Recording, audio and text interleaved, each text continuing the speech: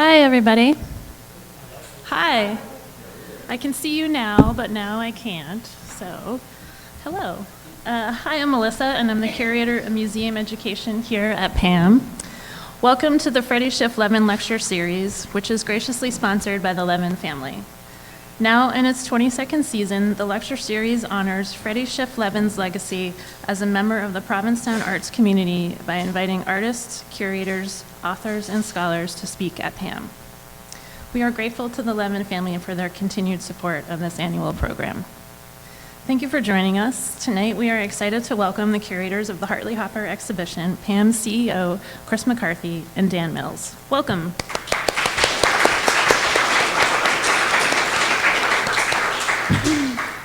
Dan Mills has had concurrent parallel careers for many years and is recognized nationally as an artist and curator.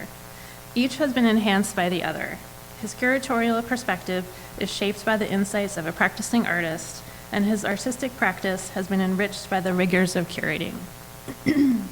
Mills is an adventuresome curator with wide-ranging and topical subjects including issues of identity in recent American art, Anthropocenic, art about the natural world in the human era, and Exploding Native Inevitable, along with numerous solo exhibitions by artists including Agnes Dennis, Vanessa German, and Saul Steinberg. Like Hartley Hopper, many have been collaborative and many have traveled to over 50 institutions, including the Museum of Contemporary Art San Diego, School of the Art Institute of Chicago, and the Williams College Museum of Art. The Outer Cape has been part of Mills' life since childhood, including a family home in Wellfleet for 45 years. Welcome to Dan and Chris. Thank you. Thanks, Melissa. Thanks for being here. I also want to just quickly thank Bill Ron and John Duhan, who are sitting here, who helped underwrite the exhibition here at PAAN. So thank you, John and Bill. And thank you, Tony Levin, back there for every year making this series happen for us, so thank you. Yes. So what we're going to do is we're going to convince you tonight that two artists who had nothing to do with each other have everything to do with each other. That's kind of our premise. And Dan, this was really Dan and I have been colleagues and friends for a long time, and I don't even know how many years ago it was that you were like, you know, we have these very, very similar collections, and we're going to tell you a little bit about how each institution acquired the collections, because they're very good stories, and then kind of how this exhibition came together in a very organic way, because Dan chose the Hoppers and I chose the Hartleys, but we kind of didn't tell each other which ones we were choosing, and then you had to make a show out of it. So it was actually really fun, I think. Keeping it interesting, Yeah. I was hoping you remembered what year. I can't, it was years ago. It's been years that we've been talking about this. And Dan would, come every summer because he has a place in Wellfleet, and we get together and we would talk a little bit more about it, and then we talk about 100 other things, and then get, reeled back in. But it really was a wonderful, wonderful projects for us, because I love drawings. Drawings have always been something that I've loved, and getting to see these Hartley drawings, and I knew a little bit about Hartley, but now I know so much more about Hartley through this project, so I feel like I'm always learning from these experiences. But when we kind of put our heads together about the comparisons of these two artists, it was pretty extraordinary. So why don't you talk a little bit about the Hartley collection. Sure. At Bates, and then I'll talk about Hopper, and then we can talk about how this all happened. I pitched the idea. I said, I've gotten to know Hartley's work really well, and these drawings are amazing. I don't know as much about Hopper, appreciator, and you're the same. How about I curate the Hoppers and we curate the Hartleys? And then when we met after that, I wasn't going to bring it up again. I thought, that was just kind of a ridiculous idea. No, because now we know way more about each other's artists, and that was the fun part. And we promised to, when I shared what I thought should be in the show, if I really missed the mark on leaving some things out or what have you, that it wasn't breaking the rules, that Chris might help me out a little bit, or vice versa. Right, definitely vice versa. The archive. So Hartley, who never lived in the same place for 1 year, we have all this materials of his, and what I was starting to say was that curators from abroad, from the US, come to Bates to look at the works and love the drawings, but they spend they'll come, we had a big show that was in the Louisiana Museum of Art in Denmark about 5 years ago. The curator came for a week, and probably 5 of the days was looking at the things that told the story of Hartley, because scholars tend to know the work, right? And all these material possessions inform and provide understanding of the artists in fascinating ways. And I had such a blast with your archivist going through the trove of documents and papers that tell really intriguing things about Hartley and Josephine and everything between, for example. So yeah, and this show was actually at Bates last summer, so I got to go to Bates and see, and I didn't know how Dan was going to lay it out or anything. So when I walked in, it was like, wow. It's always great to see things that you're familiar with in a different space. And so Dan coming to see it here, it's kind of this love it. Fun, discovery.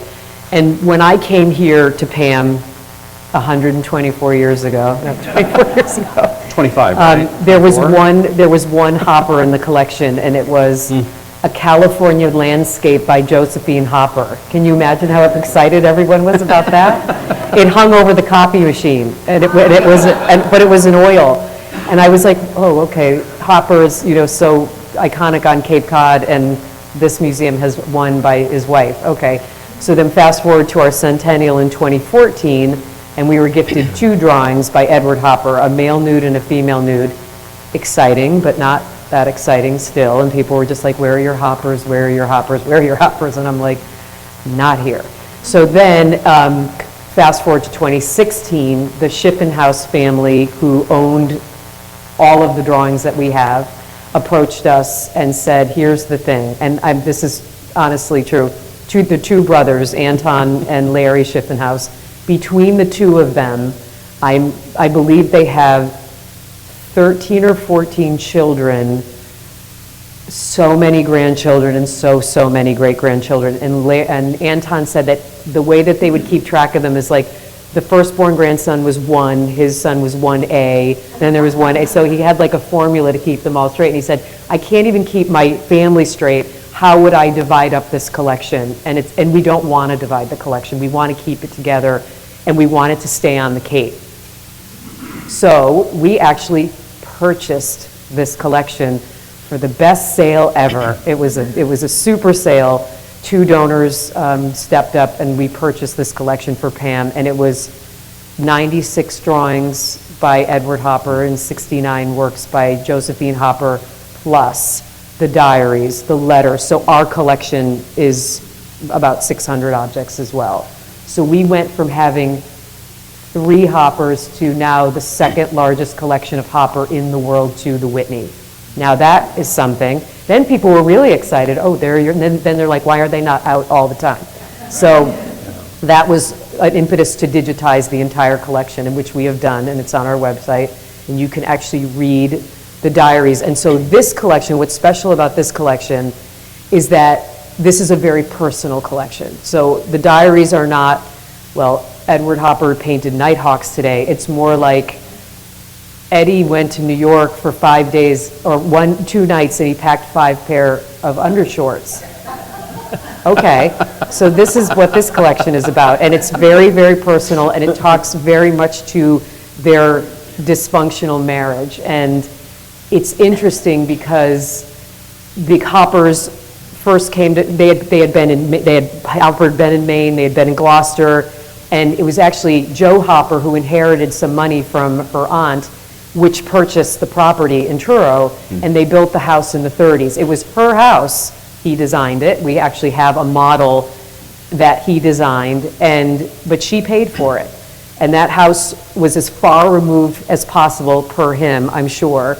And we know that she came here to Provincetown before she married him, and I think that had she not married him, she would have been way more involved in the art scene. But because we have this collection, people think that Hopper was really involved with this museum. The one entry I found, because I did read all of the diaries, is someone saying to Hopper, why don't you enter a piece into the Provincetown Art Association's juried show? And the response was, why would I? Okay, so that kind of sums up the whole like PAM, PAA, Edward Hopper relationship. But now, as Dan and I have done with these two artists, we also made Hopper now the legend of PAM, because he had nothing to do with this museum, but now he does. And so the interesting thing about these like preparatory sketch collections are that you're almost getting in their heads. So if you take a look at, like in a lot of our what we have our series, there's like 5 or 6 drawings to one piece. And so if you look at them, you can see what he added and what he took out, little doodles about architectural, renderings and things like that. And then when you look at what the final painting is, you can see what he left out or what he added, and you get to see process. So these are very process-based drawings. And the story that really cinched it for me was when we got these in 2016, we put them all out in 2017. We did a show, and I think we did it in like March, and we were like, ooh, let's see if people come here in March.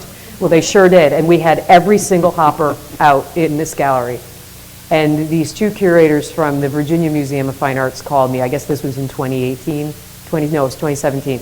Can you send us a picture of everything that you have? I'm like, I don't have a picture of anything. Get on a plane, come and see them, they're all on the walls. It was Leo? From Virginia, yep. So they came, and they were like, it was literally like, there were at least 9 drawings in this collection that were studies for the paintings that were going to be in their show that they didn't even know existed. So if it has a gold frame on the Hoppers, it means they had been exhibited before we acquired them.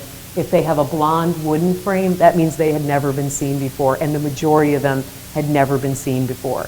So in addition to the 9 drawings that were studies for the hotels, Mrs. Hopper's meticulous notes in her diaries, especially about how much Edward Hopper ate in a day, but also their cross-country trips talked specifically about the actual hotel room. So now Pam became a very important cog in this exhibition, and that's the importance of this collection, is that it fills in the blanks of the research and the study and the curatorial work. And that's one of the things that we kept talking about, was these study collections are way more important than, and people are like, but where's the painting? Where's the finished product? Where's the finished product? This is what got to before the finished product. And that's what is one of the big similarities of our collections, even though in some instances I think Hartley's drawings feel a little more finished than Hopper's, but at the same time, they're just so important to the work that they did and in getting in their minds. And I think that was one of the really fun discoveries for us, was that similarity of the collections. Yeah, I call this is these are figuring it out drawings. These aren't, I'm making a drawing to frame for an art exhibition. And I know that to be the case with every Hartley, with possibly the exception of the 2 very Cezanne-esque ones that are at the end of the magic wall, the wall that does this. Which, by the way, if you haven't seen this exhibition, the best works are behind that wall, so you have to come back. There's some amazing, at first I was, well, where are they? So we can fit you all in here. But all the rest were working out ideas. So for both artists, it's themes, topics, primarily, and then studies that you can look up and figure out that's for a master work, or that that's for a master work. To me, one of the, I find it so exciting.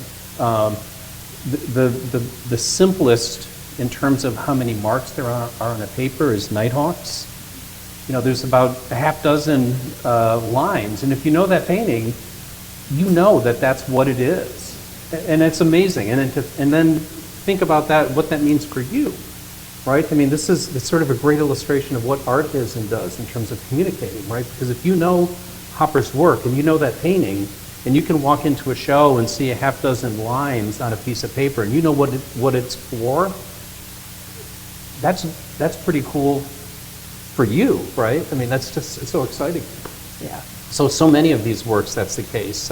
So for me, looking at, there's behind the magic wall, there's some drawings of, I forget the name, you'll come to realize I'm bad with names and dates, so I'm not that person, okay? But there are some, there's one of a particular building, and one of them has a person in the window. It's Cape Cod morning. Yes, and then another one has a clock, but no person. And you start to see, these are the elements that, some of which got included in the painting. And you can either find the painting in the books here, or, pull out your smartphone. There's, for Hartley, so I'll back up a minute. So on some levels, there's certain, if you were to not describe the mark making, but the subjects, there's a lot of things in common. But in terms of how they made art, they're also really different. And these were some of the exciting things for us. So, Hopper was an extraordinary draftsperson, right? And I think you told me this, correct me if I'm wrong, but there's a wall of sailboats on the back, all of which are Hopper except one, including math, figuring out how tall is the sail, how wide is the sail compared to the mast, and this and that. And you told me he actually really kind of disliked. Hated painting sailboats. Yeah, which is so funny, right? I mean, and that's in the diaries. Joe talking about how much he hated painting sailboats, but she knew that the sailboats would sell. So you have to, and so there's a whole slew of sailboat drawings. And the Lee Shore was probably one of his most famous paintings. Yes, and I was talking to some relatives who aren't art people, and I was saying, well, do you know these artists? We're doing this talk tonight, and Hopper, sailboats, right? And I was just thinking, yeah. And then, but here's the contrast, just to have a little fun, which is Hopper, or Hartley, is more known for drawing figures, and the figures are almost male. And I think it's safe to say that he loved the male figure. Okay, so there's the contrast, right? But then the other contrast is, I don't think anyone would say Hartley was a great draftsperson in a traditional sense, but as someone who in the early 20th century was recognized as probably the first American artist to make pure abstraction. He returned to making works that were figurative and landscape and other things, but they became highly expressive and much more kind of emotional and symbol based. So they communicate incredibly, but in a very different way from Hopper. Yeah. To see, and we were talking right before that, almost in no instance would you confuse a Hopper for Hartley, except over here. Yeah. There's a few landscape sketches where, well, wait a minute, who did that one? Yep. And that was a discovery. So, one of the exciting things about being a curator is that you don't know everything and then organize a show. You have an idea and then you learn things from organizing it. And, so the discoveries are what are so exciting, frankly. But yeah, this series here. And then there's I get a kick out of this, that as someone who worked at a college, because you have to explain it, is this drawing in the corner has a rectangle, and in the rectangle it says Kodak, which probably a 20-year-old might not know what that is, and then it says yellow. And I don't know how it fits into this, but this is a way to indicate that the yellow in the painting that this would be made from should be the color of the yellow on a Kodak film box. I think that's just fascinating, right? But there are, can we walk around? Can. Just have to tell Amy so she can follow you. Sorry, Amy.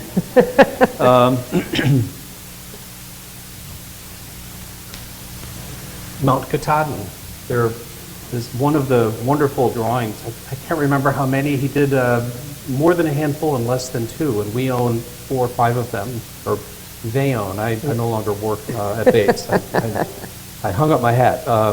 But these books, you can find that, oh, look at that, and there's the tree. Down to that level, and you can find what's similar, but also the differences, the decisions that were made. That's, so I think so exciting. I think what Dan said before, that Marsden Hartley's first name, Marsden, wasn't his given first name, it was Edmund. So he's E.H. and Edward Hopper is E.H. So there were things like that.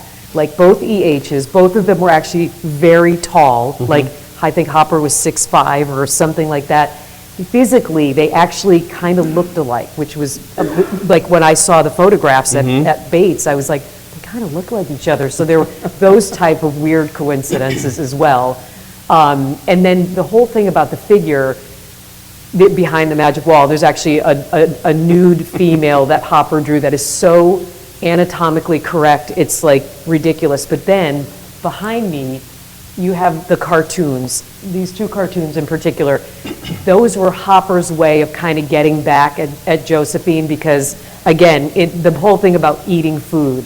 Now, I'm 5'5", and I can eat 10 times a day. If I was 6'5", I would at least eat at least 3 times a day, and she used to write about that in the book, in the diaries, why he needs to eat, why he needs to eat. So in this top cartoon, it's called Mealtime, and Hopper is made himself a skeleton begging for food while she's up on her cloud reading her book.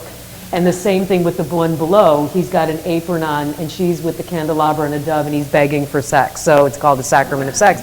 So these two drawings are more of a satirical type of thing than his actual drawings of the figure, which are exquisite. I mean, the line looks like it never came off the drawing at all. I mean, and then when you look at Hartley's figures, which are much more like Herculean kind of lumberjack, and I didn't even tell you this. What was the theme? Was Bear Week a few weeks ago, and someone said to me, "That was a brilliant move to hang those during Bear Week," and I was like, "Well, thank you, but I didn't do that on purpose. It just sort of worked out that way." But anyhow, you can see like even the ones behind me, but behind the wall, there are a whole grouping of these little Hartley like beach sketches that are so fun, and the narrative that you can create out of these just takes your mind in a million different places, where I think Hopper's were much more controlled and much more, you know, like I don't think he had a very good sense of humor, frankly, but I think Hartley did, and that was another one of the kind of things between the differences in the drawings, is that, you know, you look at the fluidity of Hopper's drawings, but the Hartley little sketches of the beach are just so much fun, and I loved looking at those, and there were so many of them. And that's the other thing, we limited it to 30 each. Yes. First it was 20, then we changed it to 30. So when you have like hundreds of drawings that you're looking at, that was not easy to figure out how we were going to narrow this down, especially when we didn't tell each other which ones we were choosing. So, you know, a few other, just sort of stepping back a few to think about this exhibition, thoughts like Pam, Bates Museum of Art, because of the drawings, has more Hartleys than any museum in the world, but not paintings. You know, it's the same narrative. Although we did add during my tenure, we added 2 Katahdin drawings, a couple from the Bavarian Alps, which were important places to his life, and we didn't have. And then we were able to, it was a big deal for us, acquire a smallish painting called Intellectual Niece, which is of Norma Berger, who is the niece who gave the collection. And it was a little unconventional in some ways of a Hartley painting, but it seemed like it really, really belonged there. But I used to describe it as, well, you know, we have this incredible cast of supporting actors, but, you know, help us get a lead, or at least a good character actor or something. It's and we were determined, since the collection had been in the hands of Bates, I mean, for so long, it was for 15 years before there was a gallery. I mean, they lived in the library and happily received benign neglect. Like, no one did bad things, no one did anything to them, you know, which was great. Again, here I go. Where was I heading with this? So we went about the task of trying to find some significant works to add to that. It was a over 55-year-old collection, and it had been static, with the exception of an occasional gift of a letter. Or some ephemera. So a modestly funded institution, we found a way to buy several drawings and a painting, and really wanted to say that this is an active collection. we want to really position, like Hopper and the Outer Cape, we really wanted to say, this is important and we're making a commitment to this. It's not just this kind of musty-dusty collection, if you will. Yeah. We just acquired actually a whole slew of letters that Joe Hopper wrote at the end of Hopper's life when he was getting very ill. The diary stopped right before he died in 1967. I think the last entries are probably in 1966. But then up at auction in Indiana came a pile of letters with her writing about really describing his illness at the end. So we just acquired those two. So ours is a growing collection. And the beautiful thing about when we got the drawings, the family, the Schiff family was cleaning out their house in New Jersey, and they kept finding more stuff. So I get the call, I found another box, I found another box. And the model of the house in Truro was literally in it's like a collapsible kind of cardboard house that was in a shoe box, or a shirt box, but it had gotten wet and it was moldy and really in really bad shape. And so they bring it to me in a trash bag. I'm like, great. And I look at it and I'm like, so I was at a conference and there were these paper conservators from Andover. And I went up to the woman and I said, do you conserve cardboard models? And she was like, no. And I said, what if it was Edward Hopper's house that he did? And she was like, what? And she came here and they took it, and it took about 6 months for them to conserve the house. But we have that now, and it's you can kind of move, like the furniture is only supposed to go in one place where Hopper tells you it's supposed to go, but you can move it around. And it's actually really interesting. But of course, Mrs. Hopper, there's actually a magazine, there's a magazine picture of Hopper in front of the Hopper house that Arnold Newman took. It's a really famous picture of him, but she's in the back like this, because she's the original photo bomber. She really is, because again, always seeking the attention she never got as an artist. The idea though is that mealtime, on those drawings, that's her writing on his drawings. She wrote all over his drawings. So when we got this collection, we brought Gail Levin in, who was the Hopper Scholar of Record at the Whitney for many, many years, and she actually came and looked at every single, she was familiar with the collection, but she helped actually verify every single drawing. I mean, you really can't confuse his drawings with hers, but she wrote all over his. So it was like, and the idea that she would sign her letters, also an artist. Josephine N. Hopper, also an artist. Or we went out today in the dunes and Eddie didn't even make one painting, I made 5, like that type of thing. And she really wanted him to just tell her she was a great artist, which he never did, which is really not a nice thing. But we will do a big project of hers. There's a lot of information about Jo and her work, and she was really a wonderful watercolorist, and she says that she taught him how to make watercolors. So I mean, that's a big deal.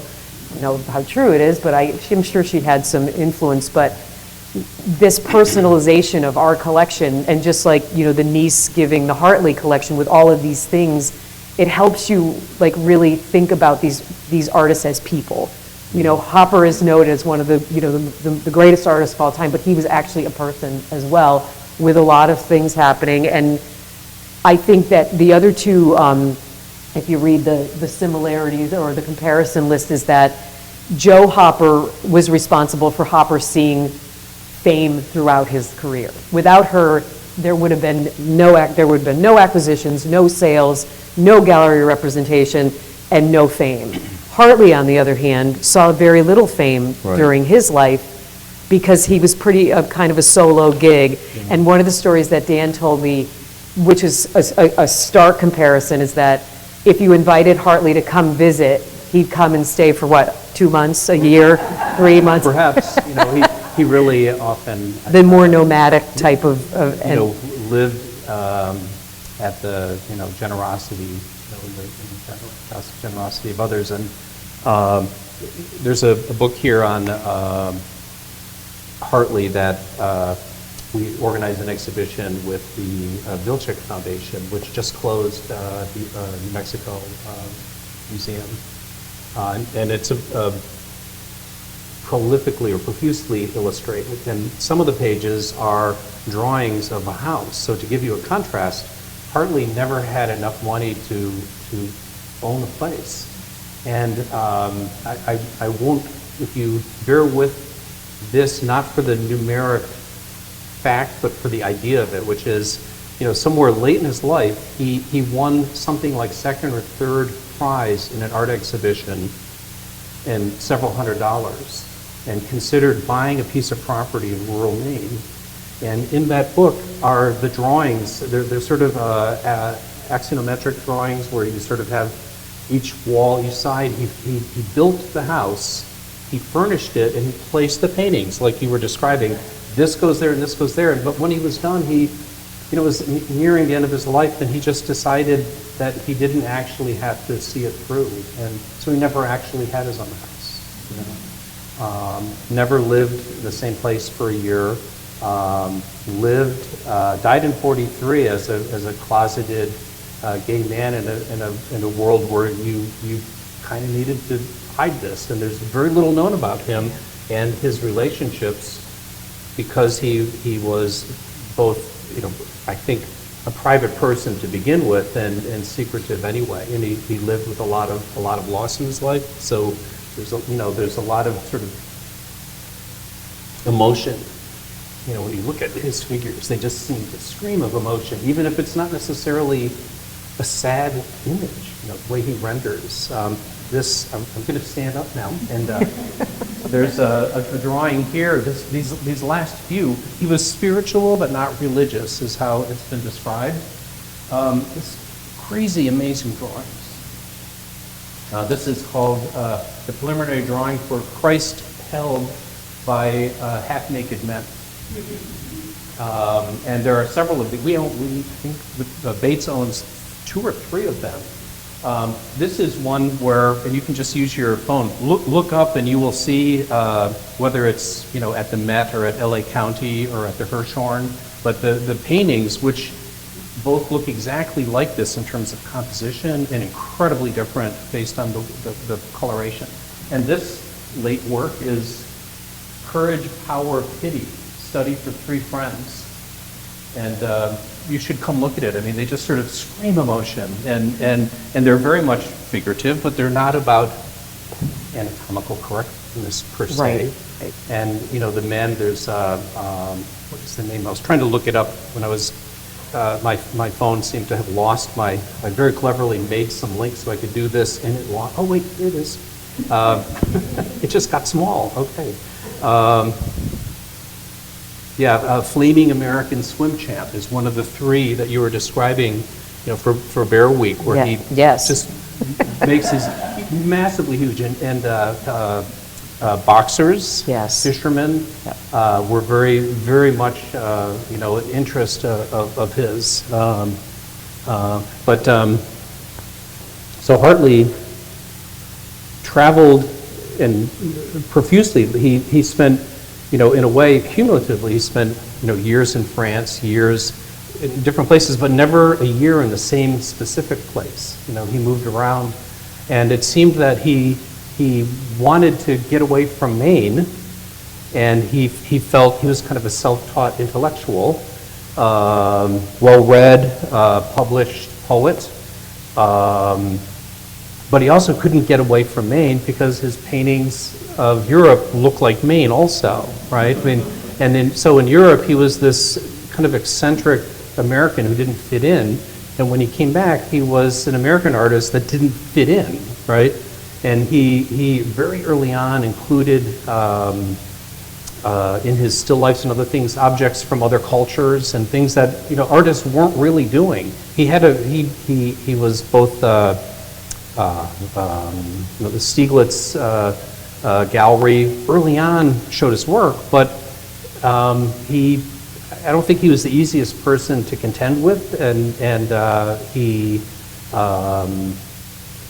he didn't have a great deal of commercial success. He had some critical success, and so one of the real contrasts is, I'm someone who was an art student in the 70s, and I remember back when, in the 70s, go to a major museum, and it was either the Europeans that were in the big galleries or the New York School, things that happened post-World War II. And then there would be side galleries or hallways where people like Hartley and Dove and Avery would be salon hung, right? And then maybe a Georgia O'Keeffe was somewhere more prominent because she was kind of a persona as well, right? And in those, since that time, his star has risen to such a degree that I think he's pretty much unrivaled amongst his peers. But it didn't happen right away, and his work is complicated, and there's not, and he continued to evolve. He continued to grow and change, and that's a lot harder, right? Whereas Hopper achieved fame and recognition during his life, lived longer, and lived to enjoy it, right? Hartley always felt he was going to get there. I mean, his work was important. He really believed in his work. But, he died making work in a chicken shack, a chicken coop in someone's property. I mean, that was his last studio, right? So that was his ending in terms of material possessions, So that's, one of the contrasts that we see in them. Yeah, and Hopper had seen, an exhibition at MoMA and a major retrospective at the Whitney, and acquisitions by major museums of his work. And the other interesting thing is Hartley was only here in one summer, 1916. He was in Provincetown for one summer, and we call it the greatest summer ever, or something like that. He wrote a short story, the Great Provincetown Summer. The Great Provincetown Summer. Huge impact on him. Yeah, and there's a fantastic Provincetown painting that he did too. That's extraordinary. And I remember when I saw that in real life for the first time, and I was like, this is a brilliant, brilliant painting. Yes. That was a lot of fun though, is really looking like they had several of the same instructors throughout their careers. Early on, they studied with William Merritt Chase, who also, Charles Hawthorne studied with William Merritt Chase. So there's all these little things that we were kind of discovering in terms of how we were going to, other than having similar collections, how are we going to make these two artists feel like they should be in the same space together? And it's interesting because, weirdly, when I was curating the whole Hopper collection with Joe and Edward Hopper together, I kept trying to put her work next to his work, and I'm telling like when you put two magnets that they go like this.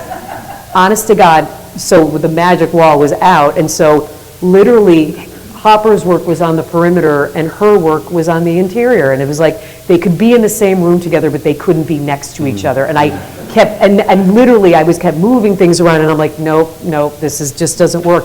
Putting this show together, this was felt so right about interspersing their work together. And it was really, because again, I didn't, the Bates show was in, obviously in a different space. There are some similar pairings that were there, but others that weren't. But I really felt the connection between this work when I was laying it out, that these should go together. And it made sense to me, not just by subject matter, but also just by feel of the pieces. And I think maybe because I know too much about Joe and Edward's relationship, that was part of it, but it almost felt like these two artists should have known each other, or in their lives, and who knows what happens in the beyond. But we made them friends in this exhibition. Well, you mentioned the word organic, and the curating in terms of placement is absolutely organic, and it keeps changing. Sometimes the subject is what's the same. And then sometimes it's the concentration of studies for one work. The subject is very different, but then the concentration for a different work by the other artist, and it's so, I think, so fascinating, so exciting to see. There are a number of works on, behind this wall. In addition, both of the artists have a healthy number of studies for absolute masterworks, works that you know intimately, you may have seen, you've certainly seen reproduced.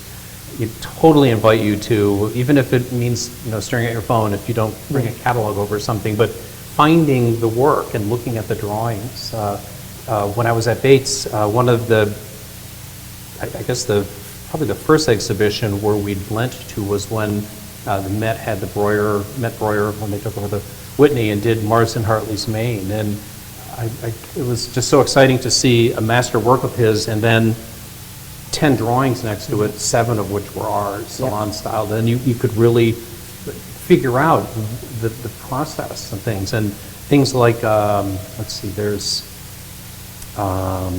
a group of 3 Hartleys. The 2 are rather dark on the right, which are kind of almost still lifes or views of fish nets, etc.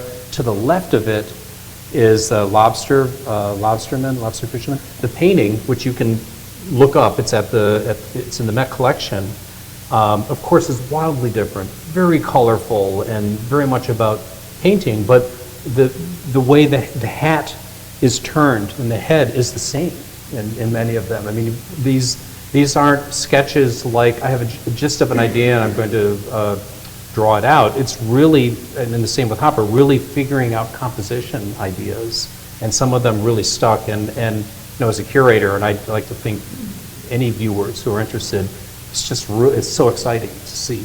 It's like, oh, look at that! You know, you can see look at the change that was made, or I can't believe that was preliminary. The things that were in that preliminary drawing are actually the foundation of this painting. It's so exciting.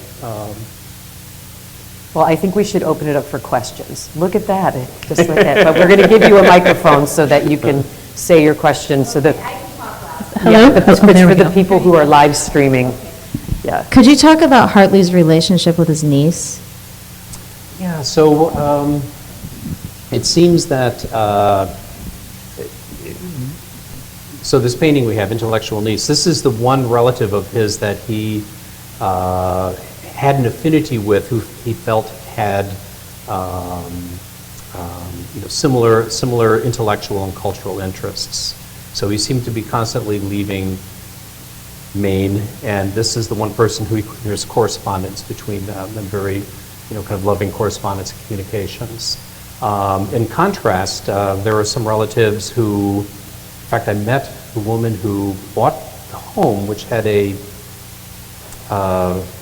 carriage house behind, and she enjoyed telling me this painful story, which was, oh yeah, this was the Hartley family members lived here, and weird Uncle Marsden would come through occasionally and put his paintings up in the upper area, and after a while we just got so sick and tired of it, we just brought him to the dump.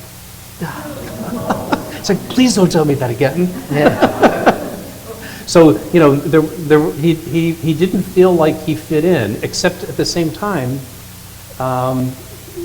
whether he ever wrote, I loved Maine and its landscape, he certainly embraced it. Some of his earliest paintings and latest paintings, his earliest paintings, of course, are Maine. When he was living in New York, he'd go back to Maine for the summer and paint landscapes, the 06, 07, 08, early paintings.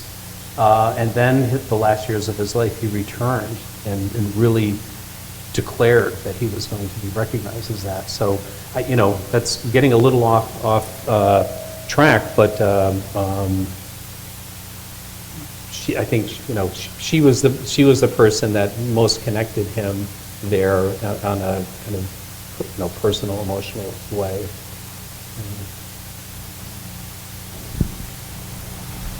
Conveniently located. Hi. So let's get off track just a little bit from what you have here, but about Marsden Hartley's painting, from the fascination or lover that he had, that notorious controversial painting that he did of the German soldier that he was in love with? He did a number of paintings, yes. Around this person. Mm-hmm. So if he was so closeted, did he throw caution to the wind? I can't remember what year he did that painting. So you may know this, and forgive me if you do, but in the early teens, Hartley went to Germany, and there's a couple of key points here. One is that what is written, and you have to not read into it, that he fell in love with a German officer. It doesn't, what is not absolute is whether it was reciprocal, right? So it's never been said that they had a relationship. In fact, Gail Scott, who, a bit like Gail Levin, Gail Scott is one of the great Hartley scholars, and if you go to the Bates website, all the drawings are up, and we had gotten some grants when I was there where she wrote about every one of them. So you can, there's a catalog entry of everything, and everything's online, so you can see all that. But she has done such extensive research and has backed up and said there actually is no evidence that it was reciprocated. But the paintings were made, and they're extraordinary, and they are, I think, some of the first paintings that it was understood that an American had made abstract paintings. There's, I'm going to get up and find an image of one to show what you're speaking of. Interesting, though, he had time to fall in love with him, but he didn't have a relationship with him. It may not have been reciprocal on the other or end. it was a private, you know, that it may be that one falls in love with someone and doesn't share that with the someone, right? Right. And maybe they pour out the emotions in the art that they're making because of the Right. feelings that they have for Right. for the But person. he still had an opportunity to have some kind of relationship if he had They fallen in love. absolutely knew one Even another, if it so was there's no one way. question. Yeah. There's no question Yeah.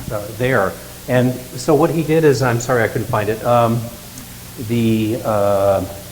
He made paintings that were essentially memorial paintings for this German officer who died in the very beginning of World War I. And he both loved the kind of pomp and circumstance of military parades and medals and all of these things, and then made paintings that were essentially memorials to the death of this man that he loved, that took that information and abstracted it into, you know, really extraordinary paintings, like 1913, 1914. And that's the predication for doing them. Okay. But you know, there's show. There's a series for a Nova Scotia family. Did we put those in the show? I don't think so. Remember. Okay. Another group portrait, like these behind me, are the lobstermen, and again, really sorrowful. He went to Nova Scotia and lived with a family of fishermen, and I think at least two sons who he had love for. I don't know that he had a relationship with them. Were lost at sea. They're both they were lost, and he made a painting that we have drawings, or Bates has drawings. I'm less than a year from having stepped down there, so I still we when I should they. You know, it's the family sitting, the parents and the children that he, just when you look at the drawings, the formative drawings, and then the paintings, I mean, it really rips your heart out. He knows he has this strange way of, like, these drawings behind are so blocky and, so much not about getting the finesse of the plaid shirt or what have you, but they're so raw at the same time, and they're not lacking control. It's not about he can't draw. This is drawing with emotion. It's so powerful. So, what was the question? Could I be greedy and ask one other question? Okay, you talked about having the artifacts and the ephemera from the collection from Yes. the family. What was it about the bits and parts of antique jewelry what did that tell you about him? Okay. Why did he collect those? Two different things. Thank you. One is he had a lot of, he was, if you've seen photos of him, he was very distinct looking, tall, slender, kind of long nose, long hands, and he wore a lot of jewelry. He had cufflinks, he had them monogrammed. The collection includes his, cigarette holders that are monogrammed, or match book holders, and all of this stuff. And then he collected objects from other cultures that, when I first started working there, the first epiphany I had from looking at them was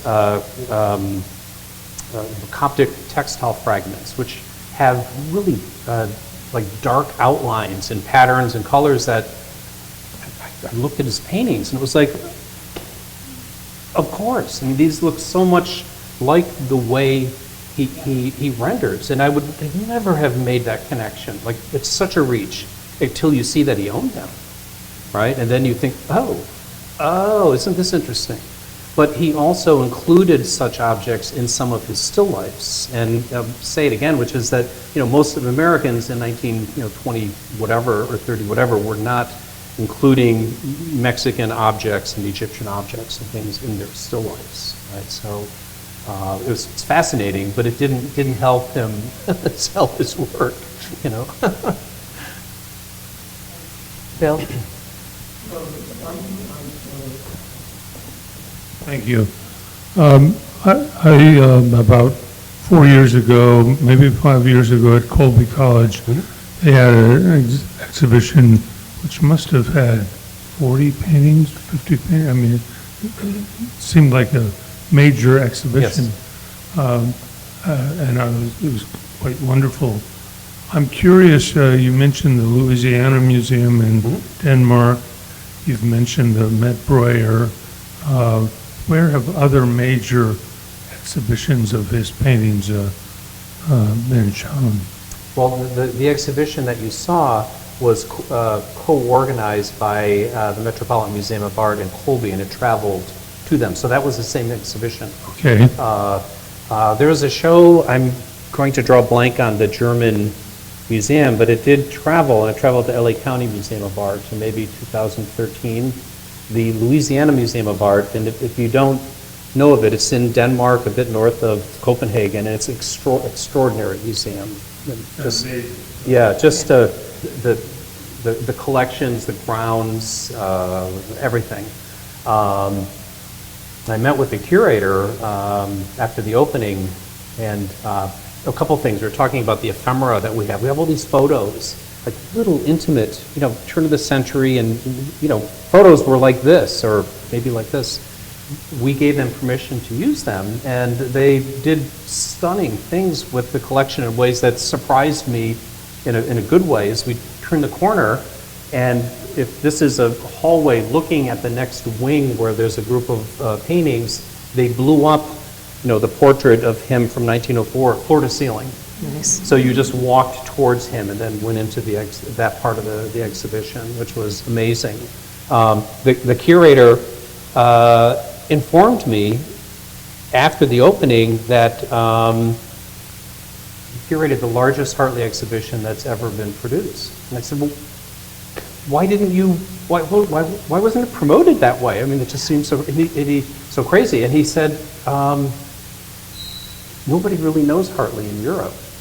And if I had sold it if I tried to sell that that's what I was doing to my director, he might have said, why are you doing that? We're not doing this. That's ridiculous. No one knows who he is. So he sort of secretly, I love the mischief of it, he secretly created the largest exhibition of Hartley that had ever been shown, and essentially used it to introduce Hartley largely to a European audience, which was, amazing. Yeah. But those are some of the larger, more recent exhibitions that have been presented of his.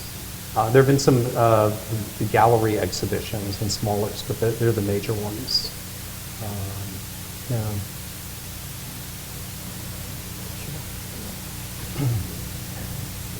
How did the Schippermans, is that their name? Schiffenhaus, yes. Schippenhaus. Did they acquire the Hopper House? and so what's the relationship? That's a great question.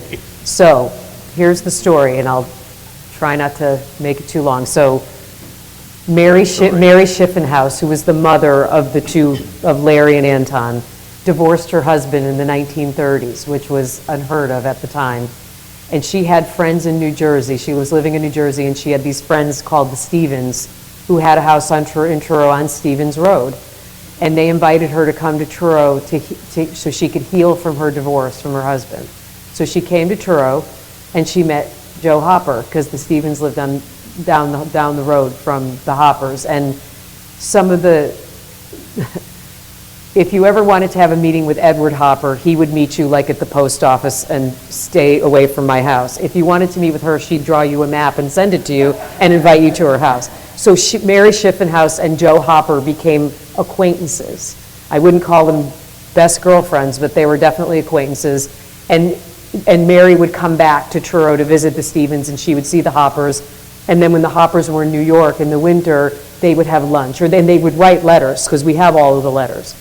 So when Joe Hopper died in 1968, her will, which we have a copy of, states, the house in Nyack, where Hopper was born, was going to become a museum.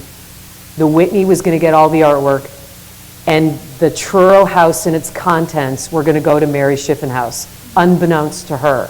So she inherits the house, and she dies 2 years later, I think in like 1971. So her two boys inherit the house. So they get the house, and they're, working and all this kind of thing, but they needed to do some upgrades in the house, electrical and all the plumbing and all that. So they hired a handyman named Bob and an architect named Bob. And the handyman and the architect were at the house, and the handyman was up in the loft, and he was cleaning some things out, and he found the boxes of drawings, diaries, letters, and because the will said the house and its contents, they were able to keep it, and it didn't have to go to the Whitney. So that's how they acquired the collection. Had no idea it was in the house when they got it. So it's been on the Cape. The collection's been on the Cape since the 30s, or since between 30 and 60, for 30 years. He created this collection that stayed in that house. And the Schiffenhauses still own the house now. They still own the house. I was hoping they'd gift that to us too, but I can think lofty. Maybe. Anybody else? Question? Anybody else? Oh, wait, you have to get the microphone. Hold on. You have to talk into the mic. Yes. So Yeah. So, if briefly, you always mentioned, and I love it that curators have this innate sense of curiosity. What were things that you found as you're putting this collection together for each one of you there was a revelation? Well, again, I wasn't really familiar with the Hartley collection. I mean, and I'd mostly looked at it online. I hadn't really looked at it in person until I went to Bates. And when I went to Bates and started seeing, looking at things digitally, yeah, that's one thing. But when you actually, I love objects. That's my thing. I love objects. And that's how I knew that I wanted to work in a museum, is because I'm not an artist, but I love objects and collections and things like that. And when Dan and his team were so kind to pull all the stuff out, especially the ephemera and the objects, I get out of my mind. And that's how I was with the Hopper collection too, because it came to us in a mass, boxes and all kinds of things, and knowing that no one had ever seen a lot of this, to me, was so exciting to be able to get it out to the public. And if you're unfamiliar with PAAN, many of the exhibitions that we do, no one's ever heard of these artists before. And obviously people have heard of Hopper and they've heard of Hartley, but they don't know this stuff. They know the paintings, they know the watercolors. But to me, I love process. My first real job was at Yale, and I worked in prints, drawings, and photographs. And the big show that I got to work on was 5 paintings by French painters. There was a Manet, there was a Bonnard, there was a Renoir, and my department organized all the studies, sketches, and watercolors leading up to the final painting. And it was one of the most exciting things. And I was like a child, and I was like, to me was like the greatest thing in the whole world. And of course, Yale does have an exquisite collection. I kind of did my career backwards. I probably should have ended at Yale, but that's all right. I never do anything in the right way anyway. So anyhow, to me, that show always stuck with me in my mind, that experience of seeing how it started. Because when the person's not alive anymore, you have to sort of figure out what they were thinking. And that's what these collections have done for me, is discovery. It's a lot of discovery. And I think there's so many discoveries. But and again, when we were figuring out our comparison wall here, we kept discovering new things, whether it was, who they studied with, or if they were in the same places but not at the same time, that type of thing. So for me, this was a whole new learning experience of putting these two artists together and making them have a connection. So that was the big takeaway for me. Yeah, and I don't know if I guess some of the things are a bit illustrated with these drawings was to see the works that were leading up to the same or similar paintings, getting a chance to see the artist figuring it out and doing subtle changes that made all the difference in the world for the end painting. But just getting to put your nose near them all. For me, same thing as in graduate school. I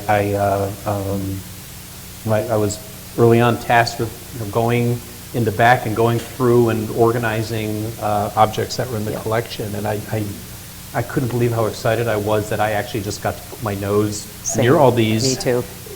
Because we get to touch them, you don't. It was just, that was when I got hooked, but,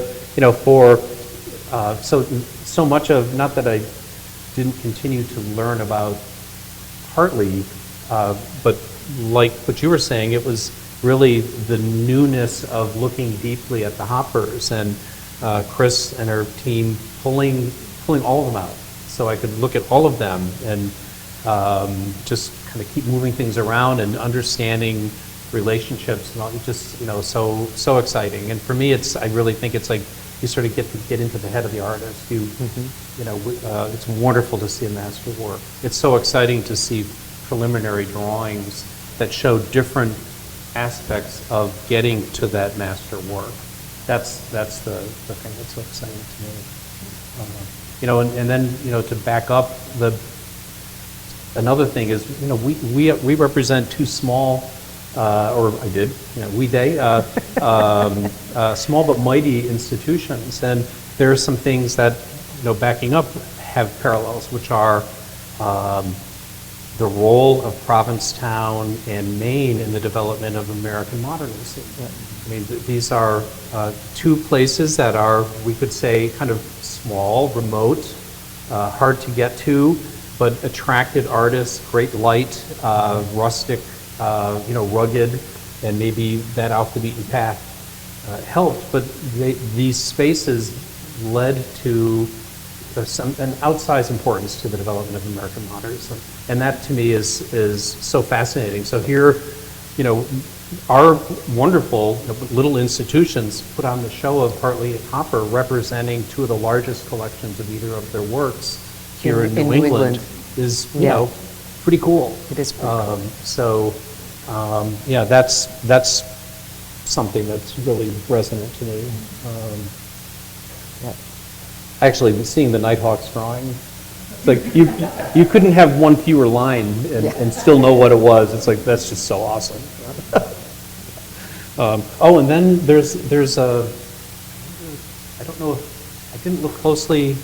We didn't necessarily have the same archives up, but some of the stories that Joe told, the personal, tough, relationship things, and there was one, and I'm going to butcher it, but there's a line that she talked about meeting with the lawyer after Edward died, and he was telling her to get rid of all of her art, and that there's no real value in it, and she talked about, she signed it as something like a small seedling beneath the shadow of an oak. That was the way she Josephine. It was like, so there's some tough stuff. Yeah, for sure. And that's the thing, when you have personal collections, like people's personal items, and Joe saved everything. I mean, we have Christmas cards, we have like cards they made, we have, the letters to Sears and Roebuck when her Adirondack chair came damaged. Poor person on the other end of that, good God. But like, this is their life, and we now are the stewards of this life in a way that the Whitney and Nyack are not. And so the three collective institutions now are the Hopper partners, and that's kind of a great thing. But each of our collections represents something different, but their life on the Cape, they would extend their stay every year. They'd stay more into October and before they would go back to New York, but they loved being on the Cape. They really did. And, for him, I think the remoteness was the key, but for her, she would come into Provincetown and she would go to people's studios, and and I think she would have been way more active without him, but that's just a story I make up in my head because of just knowing from reading her writing but at the same time, there's humor, sort of humor in her writing, like everyone was either dreadful, horrible, or terrible. Those were her 3 favorite words. I'm like, I get that. And she went to so-and-so studio and they gave me a bouquet of flowers to come home and draw, but by the time I got home, they were dead, like things like that. She didn't mince words, that's for sure, but I feel like I know them, and living with this collection, it comes great responsibility when you have a collection like this, because everyone wants to see it, and it can't be out all the time because we don't have the space, so having it online is the next best thing, I guess. But this project was really a wonderful project to work on, and I'm so happy it's here. And seeing it at Bates too, like in a different space, it takes on a whole different persona when it's in another space. But this has been, it was just so great getting to work with Dan too, because we've known each other for a long time. And we each, you can tell, we both hate to talk and that type of thing.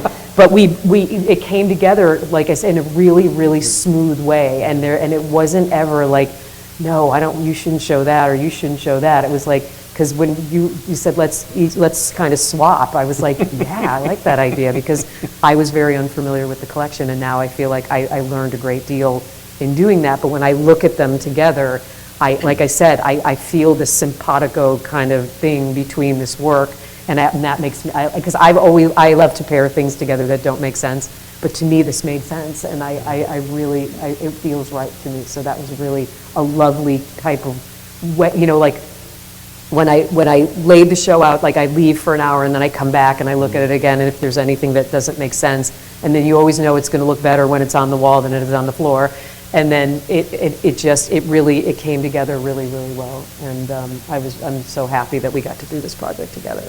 And then when he told me he was leaving Bates, I was like, wait, what? That was last year, and I was like, you're leaving Bates? I'm like, you've only been there for 15 years, Dan, come on. So as I look to you, I think I'm seeing the top of one of the hand-drawn maps that you were mentioning. Yeah, it's in that case on the left of one of Joe's maps that she would draw when someone wanted to come and visit. And what's interesting is, anyone drive on Route 6 today? Show of hands? Or did you all manage to avoid it? Yeah. So what was interesting, going through the archives, is her maps would be drive past this dirt road and then take a left after, because it was so rural here, right? And to put the personal and human in context, in the archives there were booklets for, I think, the fridge and... Oh yeah, the manuals for the appliance manuals. Because they didn't have electricity until they were like, we got electricity, we're going to get appliances.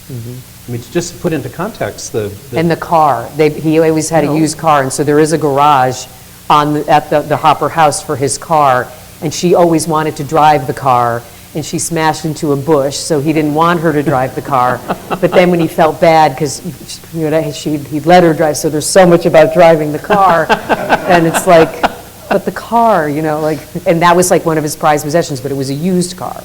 But she writes about that like ad nauseum about the car. But I mean, you can read all the diaries on our website, and Gail Levin did translate them, because her writing, which you can see, it would give you a migraine trying to read it. It's like this one scribble of a writing, and you get used to it after a while.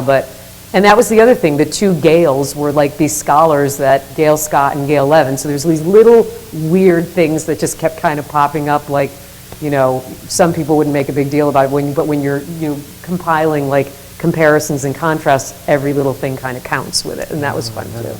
Yeah.